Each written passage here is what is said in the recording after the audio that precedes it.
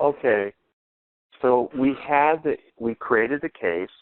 Now I'm a caseworker, and I'm going to look for the case in my assigned cases. And there's the case that I want. And here's what is presented to me as a caseworker. I'm just going to look at. Okay? And let me expand this so we see the whole item. Now, remember how we had an intake workflow? Yes. We're going to have a case workflow from left to right. Right. We're going to be able to Yeah. So each one of those steps is really walking me through each one of the steps that I need to perform. That's correct. And you're going to have the case number associated with it, and you're going to have the conference it's in. So you can look at your instruction bar at the top. These buttons up here allow you to close the case if you decide you're not going to go on the home visit. This is where the case will be recorded as closed, assistance not provided. So it will actually record the fact that you took a case through intake and yet you didn't finish the case. Okay? Okay. If you do some work, there's an ancillary save button. It's normally not necessary, but if you had done some edits and you want to press save. If for some reason throughout the case you wanted to assign the case to somebody else, you press the advance button. Okay? Okay. And that will send you into a teeny little flow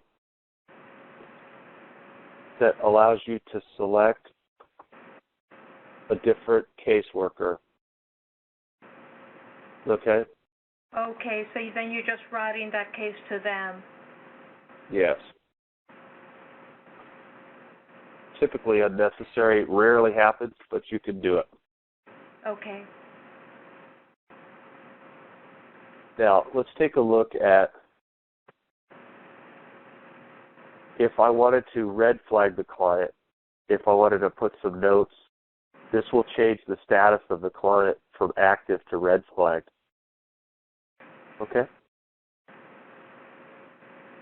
If you red flag a client, that's just you're noting that on for the client, but who sees that red flag? Would you have to? Anyone who searches for that client, and the next time the client goes through intake, you will see that red flag. Okay, and then there's an explanation of why that red flag was put in place. Was applied. Yeah. Yes. Okay. And you can continue. You can put a red flag on and continue to proceed with the case, or you can put a red flag on and close the case. Sure. Sure. Now, what the Vincentians like to do is they like to frequently, they don't take laptops out to the client site because it seems like we're keeping track or keeping records of the client. So what they do is they print out a structured form which has the case record form on it. This is the PDF of the case record form. Let me ask you this. Is this form, we have our own form, our intake form, and then you're exactly right. You're not going to take a laptop. You're just going to take probably paper form. Can you customize this? No. It is the way it's structured the way it is. And we'll send you some blank forms if you need blank ones. But this is basic. This ships with CMS. It's the structure of it is the way it is. Okay. Now, can we print these forms from? Say you have just want to print the form for that client. Can you print it? Yes, you can. You click on the PDF. And whether you're using whatever browser you use, it allows you to use a print icon. It will float. The print icon will float, or you can right-click. Okay, so isn't there a way to get a blank form that we can print at any time we wanted to? Yes. Well, we provide those when you install CMS. Okay. We just send you a blank PDF. Right. Okay. And you might use those for intake notes or whatever. The point is there's some structure to it. It guides the caseworker through. It's not perfect, but it's a pretty good guide. And if you want to see the client's address in Google Maps, you can just press that, and it'll do a Google Maps search and show you where the client lives. Okay. Oh, nice. Okay. That's nice. Yeah, That's it'll open it up. It'll open it up in a new browser. Okay. Hey. Yeah. That's... Okay. And again, here is the client profile. This is the client intake the profile that was taken at intake. Mm-hmm. And here is the existing record profile. Many times you'll have changes in phone numbers that are detected at intake, and so the intake profile will carry those. So it brings both. It brings the existing record profile and any new information. That's the coordination we were talking about. How do you know where the new number was and that it was you know from whether it's marked as intake or marked as record. Oh, I see. So this is old. This is the old record. Uh-huh. And it's to the caseworker's discretion as they've just given these pieces of information to review. Okay? Which brings up a very important topic. CMS, when a case is assigned, the caseworker takes 100% custody of the data. The case worker is the one responsible for double checking the profile information, the household information, the need and assistance, etc. Okay. This is a chain of custody application. It moves from intake, and then the caseworker's the quarterback. The caseworker's going to validate, go out to the visit, make corrections, adjust the household, find the need, fill out the assistance request, make a check request to the treasurer. When that check request is approved, update the record, etc. Okay. All righty? Okay. So we have prepared ourselves, and we went on the home visit. And now we're going to come back and fill in the data that we accumulated on the home visit tab. And I'm going to select, it was a home visit. It could be a hospital, prison. These, again, are the structured visit types from National. Mm-hmm. I'm going to say that I spent a half hour and I drove 5 miles. It's pretty close to my parish. Okay. If I have a secondary caseworker or a ride-along, that information is going to be presented to me there as well. I went on the home visit today, so I marked that down. You see how I was in prepare, and now I'm in visit. Okay? Yeah, you just answered a question that I had, is where you capture this kind of information, because that's required for the report. Okay, very good. These records, the minutes and miles, will be automatically tabulated in the caseworker's profile under the visit tasks, under their tasks. Okay. So it gets loaded automatically. Now, we're going to go and do an important step. Remember how meticulous we were in the inquiry, in the intake process on collecting the right client information. Right. And here's what intake says that the client, or the existing client record says that the data was. Okay? So if it's going to present to us the intake data that was taken, or this is actually the client record data. If we want to change any data, this is read-only. If we get an update of client data, we figure out they've got a different church affiliation, they're not affiliated, we want to include that information. We get one more trip through editing the client record. Okay? And this information will update the client record. It's for this case specifically, but the last case that we accomplish for a client is going to be the information of record. So the next time we search for this client, it's going to use the most recent case information to do the search. Now, when you make the modifications right there on the screen, are they captured right away, or do you have something like a save to say? They're captured right away. That's why CMS is this client, right? The client takes over the whole browser. Okay.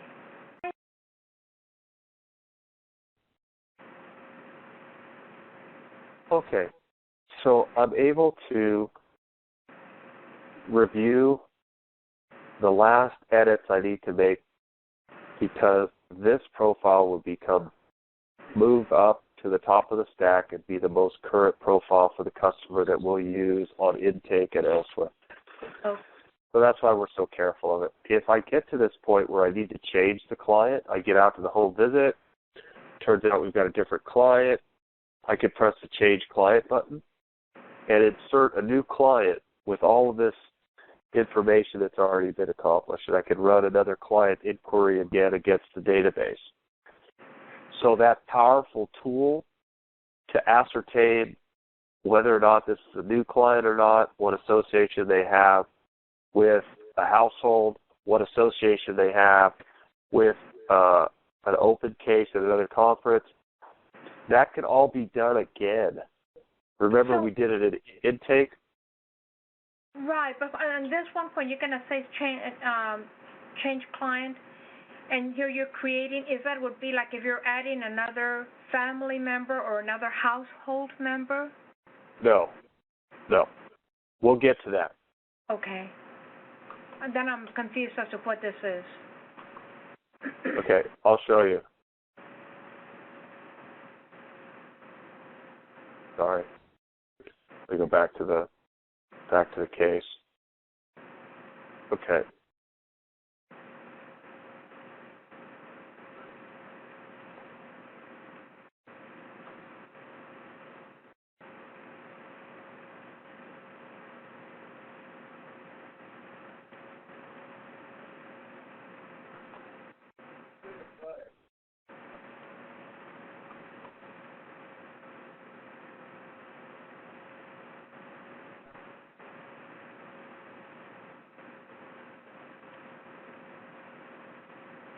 What we did was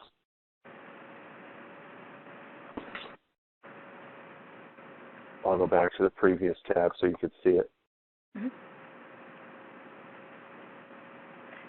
So we left off where the caseworker has made some modifications to some of the information on the original case record.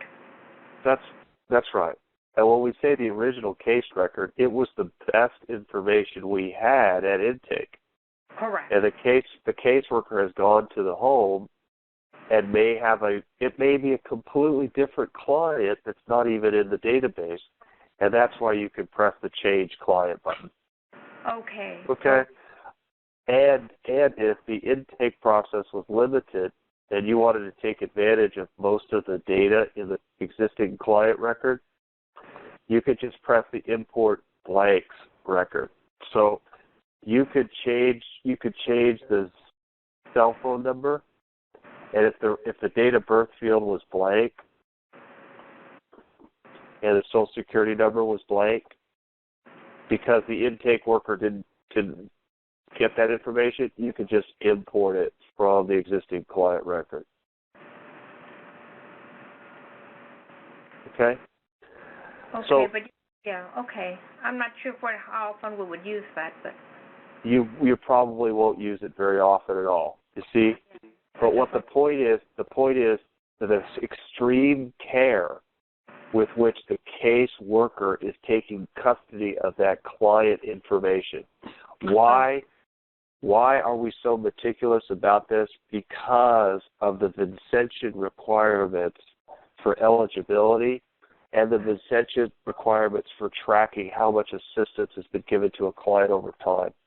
And if we don't get their address changes, their phone number changes while we have the opportunity, and contrast them against the existing records that we have historically, we'll break a valuable link in the historic record. Okay. We'll create another non-associated client, which happens so frequently when we use paper-based processes. We have no way of tracking this. Okay? Okay. So if we go next then, we're going to use an existing client. Let's say let's update it. That's fine. It'll present, let's see, it'll show us the current client that it's just, again, it's being careful again. And we're going to update the client. We'll say yes. We put a new cell phone number in or whatever, and we update the client record. Again, it's a custody issue.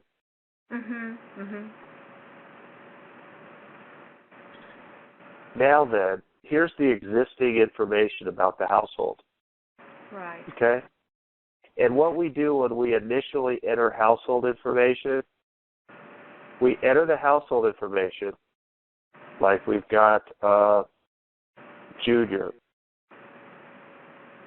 Okay. There's a fourth family member. And their DOB is 07, 09, 1981. Or 1981. And they're a male.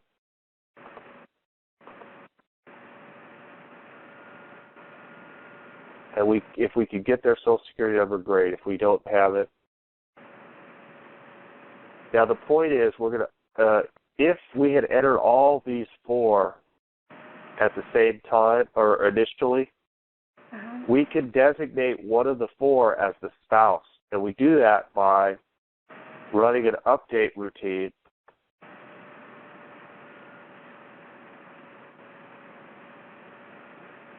And then the update routine gives us a list of members of the family that we select that would be the spouse. Okay? Okay. And it just updates the pull-down list that uses these items. So we've got the household, we've got the client data, we've put in the visit, we looked at the prepare tab, we're in good shape. We're going to get ready to go to the situation and assistance steps. Okay. Follow me? Okay. I figured you would. Yeah. And that was the bit about changing the household member. You had to ask a question about, if I update the client information, what bearing does that have on the household? And my answer to you was household is separate. Okay? Okay, yeah. And we do a lot of demographic reporting off of the household, so make sure you get the ages and the dates that were required and put the date of birth in there. Sure. And national tracks the ethnicity. It's not that we're trying to profile people, it's just we've got federal grants associated with people's ethnicity, age, and address and zip. Yeah, I know. It's important. Yeah. So very similar to the inquiry step, you can see the situation. Do you see the situation is 1 out of 3 right here? Yeah. Okay. Okay. So we're going to provide summary information, extenuating circumstances, and why the assistance is needed. Okay. Right. That's really say illness and poor job prospects. Right. Okay. So what you want to do is go ahead and put those in. Client plan for the future, economic, rehabilitation. But what's important is situation 1 gives you these dialog boxes or these text boxes, and you just fill out 2 of them. You can have the request details available for you at any time and the past assistant as you move through this structured workflow. Right now we're on situation. We'll press the next key.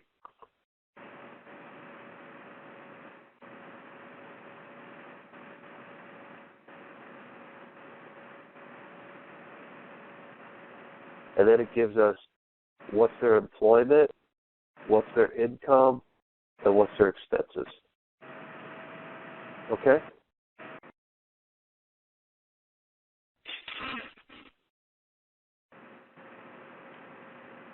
Okay, so I'll put in previous employer was Home Depot.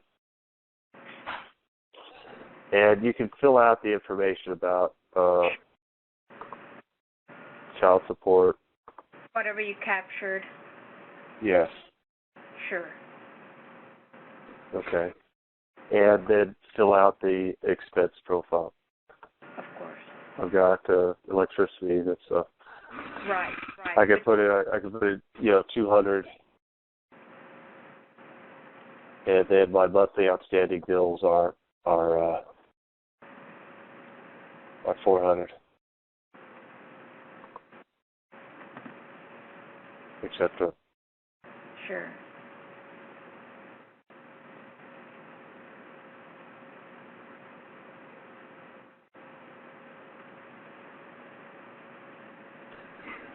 So that I can put my rent.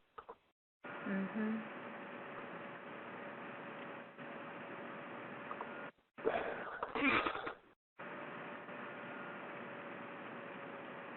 Okay, so I'm on the second part of situation. I fill it out. This will go with the client record.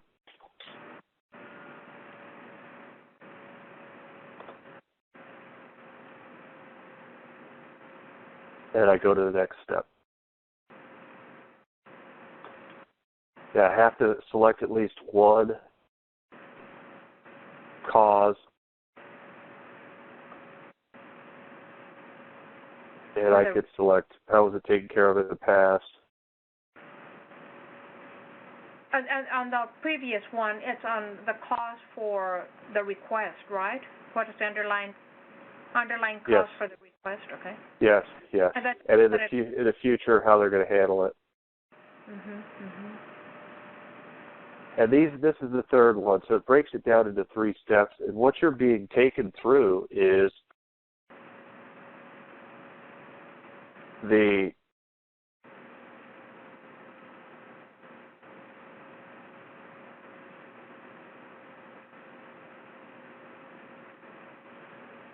prepare, visit, client, household, situation. I can see my 3 situations right there.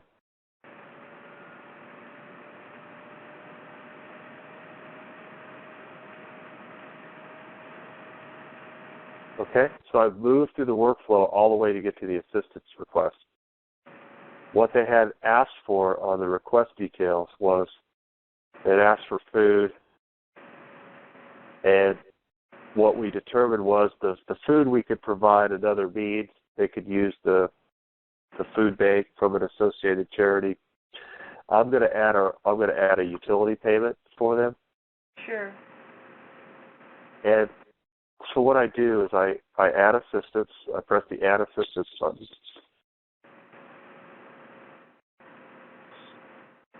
One second, it'll refresh. Yeah, no problem.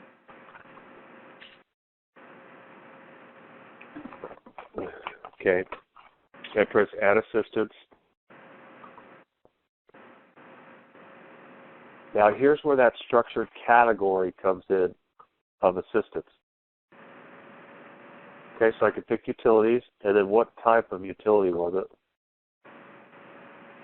Let's say it's a natural gas bill. Okay? And let's say I want to contribute $200 to it. Or, sorry, 200. If I have the account number,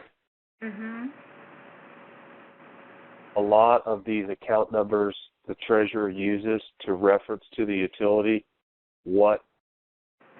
Okay, and that account number, what is that account number for?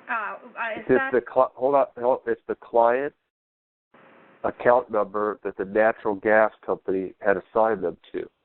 Okay, yeah, because usually, that's what I thought. Frequently, the utility requests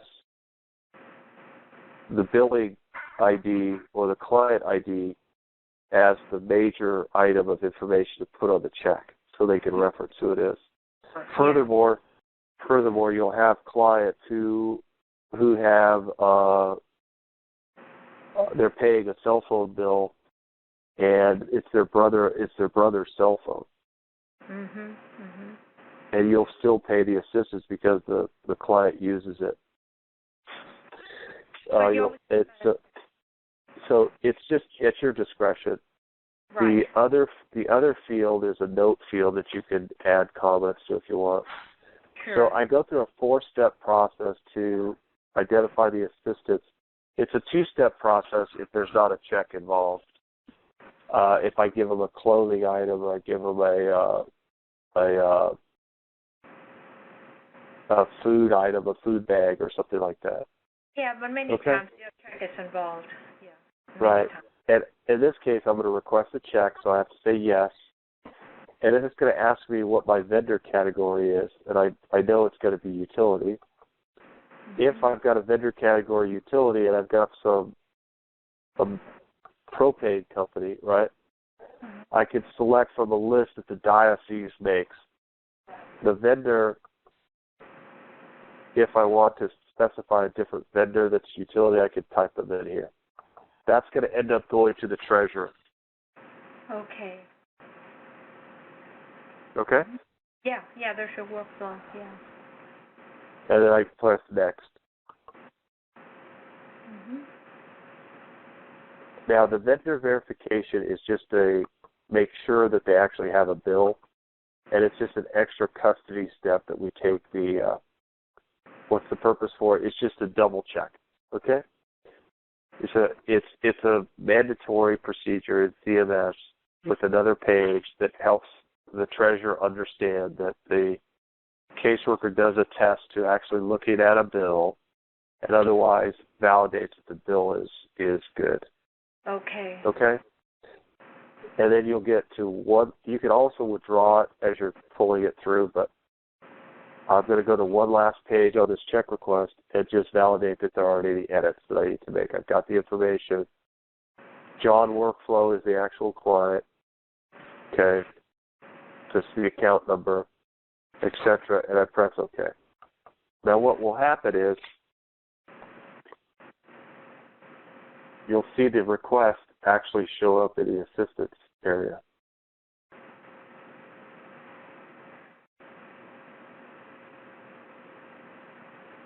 Utilities, natural gas bill, $200. Okay? If I wanted to add another assistance item, I just press Add Assistance. And I could add, I could add clothing. I pick a clothing voucher. There's no money involved. I say, like, what, $40 or something. Mhm. But there's no money involved. So I press Next. Yeah, you might give them a voucher to the thrift store, for example. Exactly. And there's no check involved. Right. Or a gift card, sometimes they give a gift card. Yeah.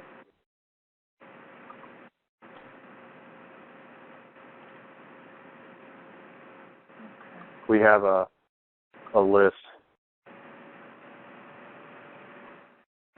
Okay.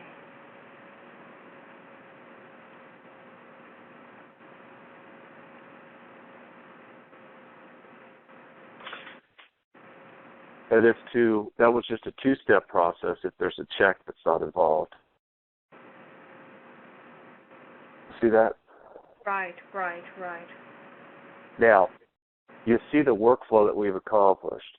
Prepare, household, situation we've seen. We did those 3 quick dimensions of that. Grad assistance. Now, as soon as we move from assistance to checks, it's going to generate the check request. Okay? Now, I'm going to show you. Now, this is all being done by a caseworker, right? Correct. Uh-huh. Only by a caseworker. Okay. The caseworker is the key supported person in CMS. Right. So now I'm going to go next. Just to recall, okay, we're going to look at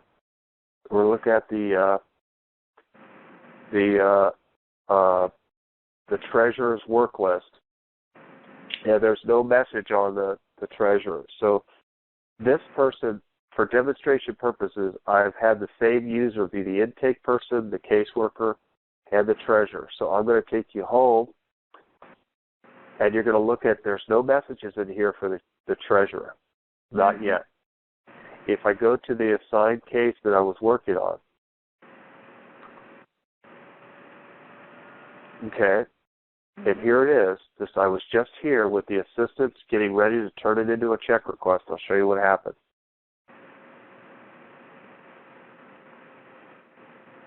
The network connection is a little slow. This should refresh much faster. But okay, so I press next. This is the caseworker pressing next. It's going to move the assistant from the assistant's workflow into the check workflow.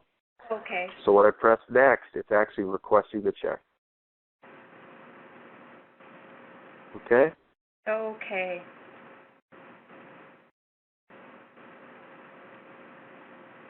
And that's going to generate the message to the treasurer.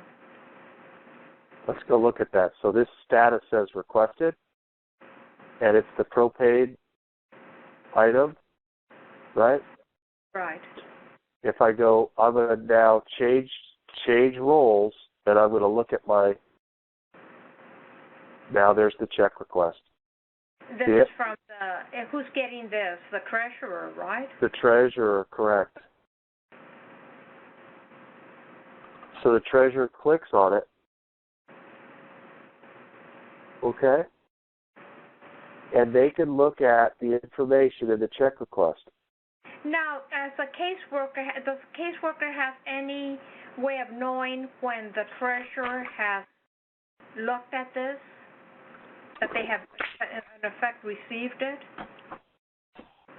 When you do this in the case,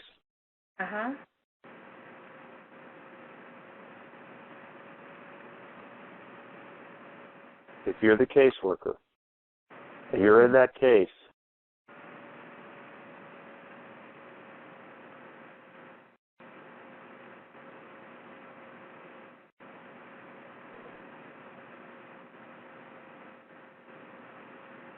once you moved from assistance, and you press next, and you triggered the check request process. When it says requested, that's the status of the check. It's been requested. Okay, I got it. Okay. And what we were showing for demonstration purposes, okay, let's go look at the message. There it is from the treasurer, right? Because this person is a treasurer and a caseworker. See, they're treasurer and a caseworker. So we could use this site as a demonstration purpose so that I could show you that there's the message that the check request was created. Now we click on the check request as the treasurer, and it's all set up for us. Did you see how the intake person and the caseworker set this up for the treasurer? Right. See how the two roles are cooperating together to get the treasurer what they need to do their action. Absolutely, yeah. And what CMS is automatically doing is it's got the financial report type utilities, it's got the assistance utilities, and it's got the assistance resources, natural gas. It's tracking all of this. Right. It lets the treasurer edit the account number and the account holder on the check request if necessary. Okay. And it's got the case number, and it's got who the caseworker is. Great. See that? That's what a check request gets you. If you want to change the type of assistance, financial type, you can press that button. Sure. If you want to review the case and go into the case, you can review that. If you want to go to the check register and see how much money you have, you can do that. But if you want to go to look at your check request list to see if you could do that, okay? But the action the treasurer normally does is to put in the check number, okay? Mhm. And then they determine whether it was mailed or delivered. Usually delivered, yeah.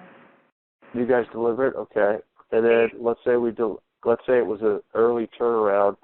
Who we delivered it to is the, let's say we had them pick it up at the church hall. Yeah, or the case given directly to the caseworker, usually in our conference. Yeah, delivered to caseworker. All right, let's do that. Now we could deny it, but we'll go ahead and approve it. Okay? Okay, and that's going to change the status. And Boy, you're a sharp cookie. You are a sharp cookie. It's pretty standard on ERPs. Yeah. It's a workflow. So, yeah. So what happens is we'll go home. Now we'll go into the case as a case. See, the check request for John has been paid. That's the message that goes to the caseworker. Exactly. Now I know that it's. Now I can go in and close it if I want to. Once I deliver it. That's right. That's what we're going to do. And I go to My Assigned Cases. I click on John Workflow.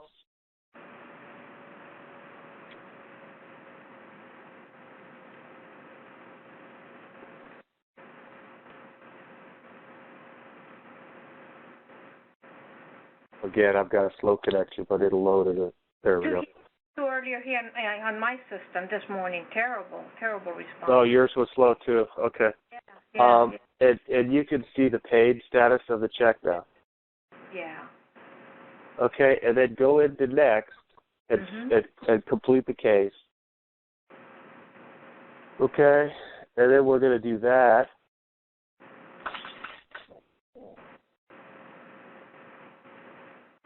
Yeah, that's what my system was doing early this morning. Okay, so what we'll do is the follow-up date. Let's say it was today, and client received assistance. Okay. That's really the follow-up date is really the day you're closing it. Right. You could close it tomorrow, and what we recommend you do is, close cases expediently. Don't leave them open. Right. You'll be able to search. The conference management will be able to search for case status and check statuses. So if anything gets out of hand, if they could check inquiry status too, so you can see the cases that are still in inquiry, the cases that are being processed, the checks that are being processed. It's all made visible to the roles within CMS. So what I want to do, Lucy, is I want to go ahead and close this case. I'm not going to red flag it. I'm not going to close it with assistance not provided. I'm going to go ahead and do it. I could not close this case unless the check was either paid or denied. It would give me a button. It would give me a warning message. And I could go back and actively look at what went on in the case if I wanted to. But that's the structure of it. So I press complete, and I'm completing the case, which you don't just say close the case. You complete the case because it's actual workflow that you've completed. Does that make sense? Yes. And what it's going to do is throw you to the case summary, and you get to see it. There's the intake profile that you did. Remember that? Mm-hmm. That's positioned against the visit, the household, the situation. Remember that? And that was this was for this case, so you could have several cases for the same client. That's right, and we'll look at that in a second. This one's closed, assistance provided. Remember, situation, okay, so that's the intake was the first thing we did. Then we went on the visit, and we look at household, we look at their situation. Right. We impose requests that were taken at intake. We put them right next to assistance. So what you're doing is blending intake and assistance right here. Right. So we see what the request was, which was $200 for food, and we ended up getting them a clothing and natural gas bill paid. Okay, Right. and there's the check summary, and there's our follow-up comment. Mhm. See the follow-up date, see the visit date, see the intake date, or see the request date. Yes, you can Request. see. Mhm. See that the request was today, the visit was today, and the follow-up was today. Okay, So that, and you can. that gets automatically inserted by the system. Yes. Okay. And if we want to see the case record for John Workflow, we can look him up as a client.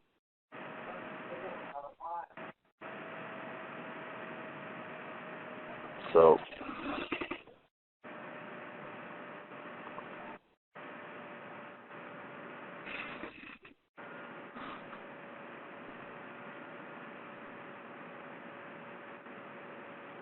there he is. Mhm. And then when we look at it when we close the case, we're reviewing it from the case level. Okay, and then now we see it from the record level. Here's John. Here's the most recent household embedded in the record. Remember we added Junior? Mhm. Now he's done that. Show up. And remember we added the most recent employment? Okay, this is the past assistant. And the date that we most recently provided assistance on, and each individual assistance item by case number is listed. So this is what we did today. Mhm. See same case number and remember those two assistance items? Sure. So if I click on them, it's going to take me down to that case that we accomplished for this client. That's, remember, here we were. Now you can have access to everything. That's nice. Very, very nice. So there's all the individual assistance items listed at the case record level. If we didn't provide any assistance, we closed the case without providing assistance, we would list them here. And the dates that the assistance was not provided. So this is the kind of frequent flyer that you'd be able to track. Now this is an extreme example. You wouldn't have more than a couple of these. Yeah. And the e-history is just for conferences that import some old data. Which we probably will do because we have, that's what I was going to ask you, if we have an Excel spreadsheet that used to be used by the former conference that we wanted to import just for history's sake, can we do that? You can. It will bring across the client records. We have an import file structure. It'll bring across the client profile, and then the history, since it's structured differently than CMS, will be brought across as separate, smaller text instances. But when you look at eHistory, it'll show you each past assistance, but it'll be in text. Okay. No, we can discuss that later on. I'm not even sure we're going to do it. Okay. So that concludes our intake, casework, client record review. I think that's sufficient enough for today, and we'll conclude on that. Did we pretty much cover the grounds, and you have a good feel for what features are available at CMS now for casework and intake? Yeah. Thanks, Paul. It's been very helpful. Very good.